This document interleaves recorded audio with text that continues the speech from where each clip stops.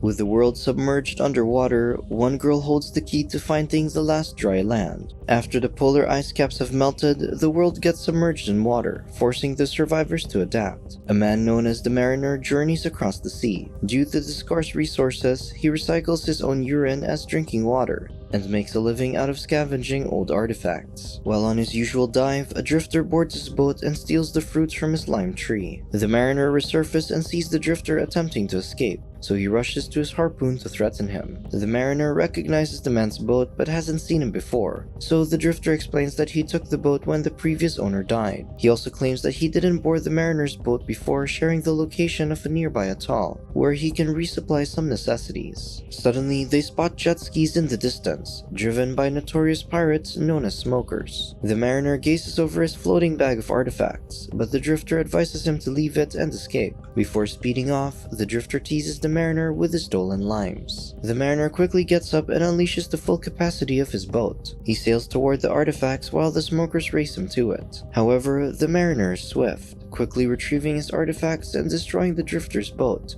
thus leaving him to the smokers. For days, the Mariner sails to the atoll, but once he arrives, he's refused entry. However, he presents a jar of dirt, a precious commodity to any surviving community. The guards immediately let him in. Inside, he realizes that the place is poverty-stricken while an elderly woman's dead body is tossed in mud. As the Mariner ties his boat to the dock, the atoll's enforcer warns him not to cause any trouble. Later, he meets with a banker, who offers him 62 chits for the dirt. However, the Mariner demands twice the price, and the banker relents. In a nearby bar, Nord gets a lead about a girl who has a map to the dry land on her back. After getting this information, Nord gives his extra water to the man. The Mariner heads into the bar for a glass of fresh water. Helen, the bar owner, quickly recognizes him as the guy with the jar of dirt. Nord approaches the Mariner and asks him to buy him a drink since he has just received a lot of money. When the Mariner rejects him, Helen feels the tension between them. Suddenly, Nord spots a girl, Enola, under Helen's care. Helen quickly tells her to go back inside, but not before Nord catches a glimpse of her tattoo. After this, Nord keeps talking to the Mariner, but he gets dismissed, so he leaves. Afterward, the Mariner buys everything from Helen's store, including a tomato plant. As she helps him carry them to his boat, she wonders if he'd seen the end of the water during his voyage. However, the Mariner insists that death is the only end there is. When they reach the docks, a group of people offers him anything he wants if he impregnates their tribute, since inbreeding has caused undesirable results in their colony. The Mariner rejects, so the elders accuse him of being a smoker spy, unconvinced that a man would turn down such an offer. As they arrest him, they discover the Mariner's secret.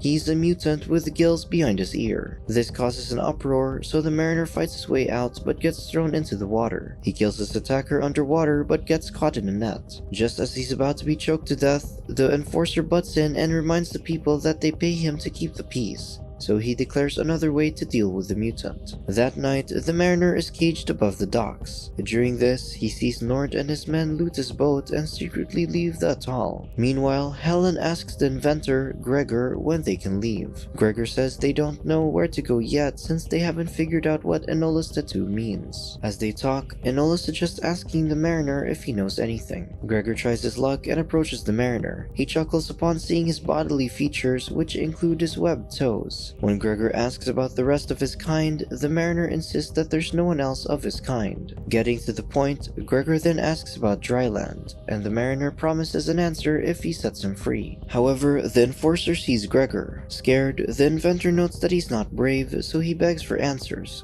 which the Mariner refuses. The following day, the council decides to recycle the Mariner by drowning him in the mud pit. As his cage lowers, a lookout spots a horde of smokers approaching. The Mariner's execution gets halted and everyone goes to defend their territory. The Deacon leads the smokers and signals them to shoot down the atoll's walls. He then releases smokers to ride up on ramps and leap over the walls to enter. One smoker lands on the Mariner's cage, causing it to crash into the mud pit. The Mariner grabs the smoker's dagger and tries to pick the lock. Meanwhile, Gregor accidentally activates his hot air balloon, so he signals Helen and Enola to escape with him. However, he's unable to slow the machine down, so Gregor drifts away, leaving the two behind. Just then, Helen and Enola spot the mariner in his cage, so Helen breaks the lock in exchange for taking them with him. The mariner retrieves his boat while Helen and Enola open the gates. As he drifts closer to the gates, he spots Nord and throws a spear near his face. This infuriates Nord, so he orders smokers to kill him. Enola and Helen open the gates, but an explosion causes them to fall, though they manage to hang on the side. The boat reaches the gate but gets stuck in between, so Enola climbs up and helps the mariner open the gates further. After this, they get on board to escape. However, the deacon spots them and orders his shooter, Chuck, to kill them. As Chuck rains bullets at them, the mariner shoots a harpoon at his boat and steers it to face the deacon. This leads to Chuck shooting at the deacon's boat until it explodes. With this, the trio escapes. The deacon survives, but he has lost an eye. Together with his spy, Nord, they search for Enola within the wrecked atoll. Upon learning that the girl escaped with the mariner, the deacon alerts his men about their new mission while showing his hollow eye. In the mariner's boat, Helen asks if he knows where dryland is. He says he does, but he'll only take her if they get rid of Enola since she'll only consume resources. Desperate to keep the child, Helen offers herself to him. He gets tempted, but seeing her conflicted, he refuses. Instead, the mariner stresses that he can just drop them both as he doesn't need them. Out of options, Helen aims a harpoon gun at him, threatening him into taking them both. However, the mariner drops the sails on her and knocks her out with an oar. After this, he climbs to the top of his sail where it's peaceful. Elsewhere, the deacon and the smokers return to a rusted tanker, which serves as their home base. There, the deacon fashions himself a new eye, and his audience compliments him. However, a boy says that it looks horrible. The deacon gives up and goes to check on the pits. As he makes his way there, he gives out cigarettes like a millionaire. When the deacon reaches the oil tanks, the meter reader informs him that they're running out of fuel. Because of this, he decides to stop all operations and focus on finding Enola, as he believes the dry land is the mother lode. Meanwhile, Helen helps around the mariner's boat to convince him into keeping them around. However, the mariner discovers that Enola had found his crayons and has been drawing on his boat. He scolds her for this, but Helen defends that Enola is just a child. Still, he tells her to teach the girls some rules if they want to stay. Soon, the mariner gets annoyed by Enola's blabbing, so he tosses her into the water without knowing that she can't swim. Helen slaps him and immediately dives in to save the girl. For a second, she fears that he'll leave them to die, but the mariner turns the boat around to retrieve them. Suddenly, a plane approaches, piloted by two smokers. They immediately shoot the mariner's boat, but they're careful not to hit Enola. The mariner goes below deck to prepare his weapons, but Helen impatiently fires a harpoon at the shooter. However, the harpoon is attached to a rope, so as the plane flies, it winds around the boat's main mast. This tethers the boat, so the mariner quickly climbs the sails to cut the rope while avoiding the pilot's bullets. Finally, the pilot's bullets cuts the rope, and the impact sends the mariner flying into the water while the pilot escapes. Helen's impulsive actions damage the mariner's boat, so he cuts her and Enola's hair as punishment. Meanwhile, the pilot informs the deacon about the mariner's last location. The deacon figures that the mariner won't change course since it's the obvious thing to do, so they set course to where he's probably heading. Elsewhere, a drifter approaches the mariner's boat. The mariner invites him aboard and they discuss their trade. The drifter asks for Enola and Helen, but the mariner says they're not for sale. The drifter then reveals that he has another rare commodity, paper. He offers this to the mariner in exchange for half an hour with Helen. Despite her protest, the mariner agrees, so Helen goes under the deck with the man. Before the drifter can even touch her, the mariner reconsiders the deal. This angers the drifter, so he prepares to attack. Helen leaves the men, and a few moments after, the drifter emerges from the deck.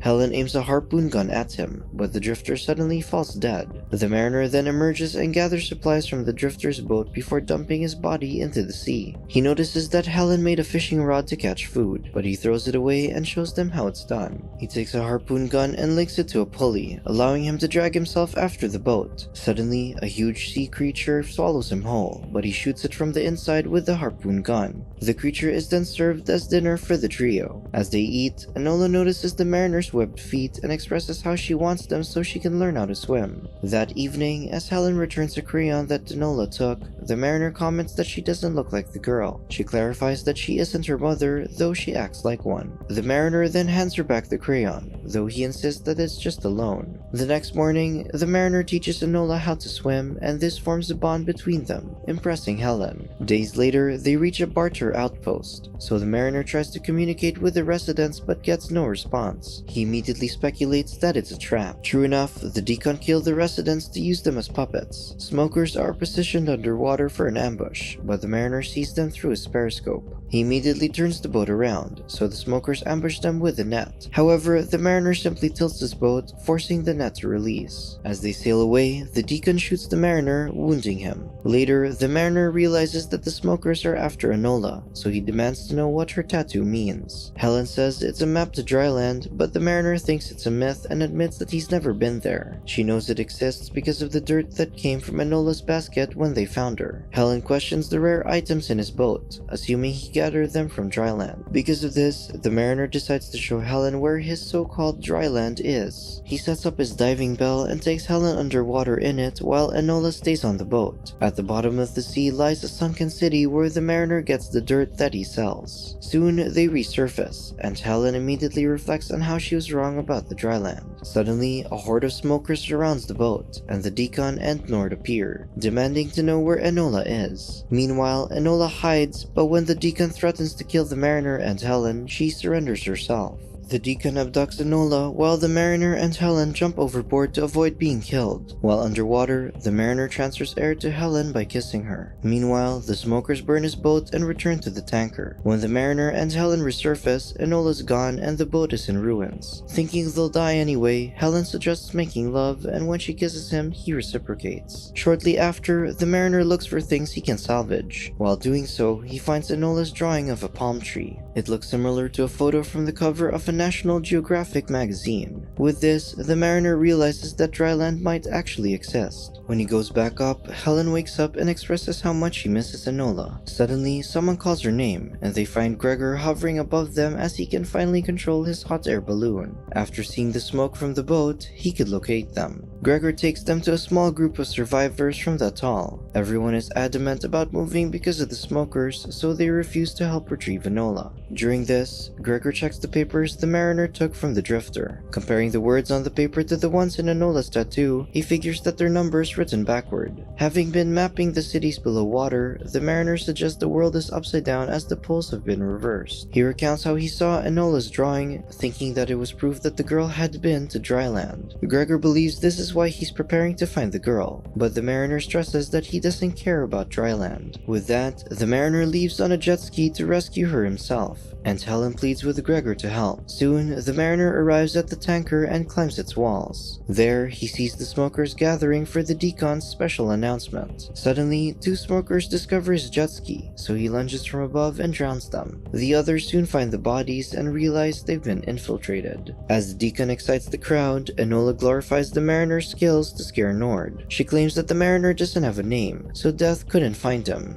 Nord becomes furious, and he throws a dagger next to her to silence her. Meanwhile, the Deacon tells the crowd that dryland is not a mere destination, but their destiny. With this, he presents Enola and her tattoo. Everyone gets fired up and prepares to find dryland. However, since they're low on fuel, they release giant oars to paddle manually. At the deck, one of the Deacon's trusted men asks which direction to take. The Deacon hasn't figured out the map yet, so he tells him to wing it until the men realize that he was just bluffing. Suddenly, the mariner appears below them and calmly asks for Enola. The Deacon and his men only laugh at his request, so he reveals a torch and threatens to drop it in the oil pit, thus causing the tanker to explode. The Deacon stutters and asks if Enola is even worth dying for. The mariner says she's his friend, so he'll take the risk to ensure her safety. However, the Deacon is still unconvinced that he'll do it, so the mariner releases the torch. The whole tanker is set ablaze, killing most of the Deacon's men. Amidst this chaos, the mariner fights the smokers. When he gets to the balcony, Nord attempts to shoot him but runs out of bullets, so the mariner kills him. Meanwhile, the Deacon takes Enola on his plane to escape, so the mariner shoots a harpoon gun and uses the cable to rappel down. He then attaches an anchor to the aircraft, causing it to crash. He immediately runs to get Enola, and they finally reunite. Above them, Helen, Gregor, and the atoll enforcer hover on the hot air balloon. They toss a rope to them, but the Deacon appears and grabs the rope too. Seeing this, Helen throws a jar on his face and Enola kicks him into the water. With everyone aboard, the Deacon shoots shoots the balloon, causing Enola to fall. Then he uses a jet ski to retrieve her, with 2 of his men joining him. However, the mariner creates a makeshift bungee cord and grabs Enola. This causes the Deacon to collide with his men. When the mariner and Enola get back up, Gregor informs everyone that he finally figured out the way to dry land. The next morning, the mariner sees a seagull resting on the balloon. Soon enough, they reach dry land, which is abundant with resources. Shortly after, they see a shack with 2 skeletons on the bed. On the table are drawings similar to the tattoo on Enola's back. Gregor says that they must have known they were dying, so they sent the girl in a basket to float at sea. Enola enters and opens a music box. Recognizing the melody, she softly says that she's home. While everyone is delighted to be in paradise, the mariner is overwhelmed by the new environment. He feels at home in the ocean, so he takes the boat of Enola's parents and resupplies. Knowing that he's leaving, Enola is heartbroken but understands. She then hands him the music box and kisses him on the cheek before running away. Before leaving, the mariner gives Helen a gentle kiss. Shortly after, he sets sail. So Helen and Enola climb the mountain's peak to watch him sail away to his new adventure. Subscribe to watch more videos like this. Turn on notifications. And leave a like, it really helps the channel out. Thank you for watching.